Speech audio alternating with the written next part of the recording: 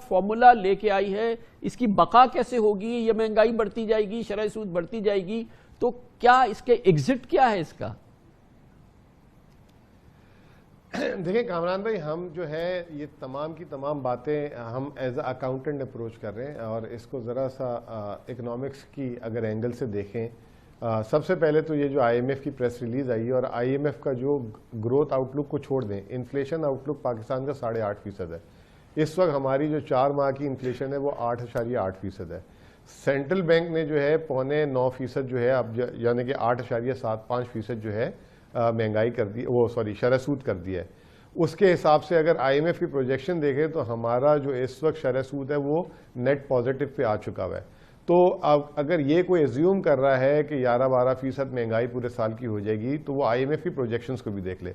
और इसकी मैं वजह इसलिए भी बोल रहा हूँ कि हमने जो है ये जो इस वक्त जो महंगाई का क्राइसिस चल रहा है, हम इसके पीक पे आना शुरू हो गए हैं। अगर आप देखें तो इंटरनेशनल मार्केट्स टूटना शुरू हो गई हैं, कोल की प्राइसेस आधी हो गई हैं, फ्रेट टूटना शुरू हो गए हैं, ऑयल की प्राइसेस पीछे आना शुरू हो गई हैं, ये तमाम चीज़ें पीछे आना शुरू हो गई। और सबसे इंपॉर्टेंट चीज़ है क्या है कि जो हमारी मकामी खाने पीने की चीज़ें, आज भी हमारी जो है नेशनल प्राइस मॉनिटरिंग कमेटी की मीटिंग हुई, कम से कम 7 से 8 आइटम जो गरीब आदमी इस्तेमाल करता है, जिसमें प्याज है, टमाटर है, मूंग की दाल है, अब तो चीनी भी नीचे आ गई है, वो नीचे आने शुरू हो गई है। तो अगर कुछ आइटम आगे जाके हमें बढ़ाने पड़ जाए तो वो दूसरी तरफ जो खाने की बास्केट है आज भी पाकिस्तान की वो जो है 40 से 45% है, तो उसमें जो है टेपरिंग शुरू हो गई है। और दूसरी बात सबसे इंपॉर्टेंट ये है कि हम ये क्यों एज्यूम कर रहे हैं कि अगर 4 रुपये पेट्रोलियम लेवी हर महीने बढ़ाना है तो 4 रुपये से पेट्रोल की कीमत बढ़ेगी। पेट्रोल की कीमत में जो सबसे बड़ा वेरिएबल होता है वो इंटरनेशनल मार्केट में तेल की कीमत है।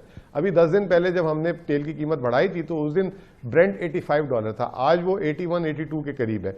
तो वो हो सकता है कि पेट्रोलियम लेवी जो है, जो प्राइसेस नीचे आई है उसी में एडजस्ट हो जाए। चले, और दूसरी बात ये कि हमें स्ट्रॉन्ग अपने आर्ग्यूमेंट्स दिए हैं। इकरामुल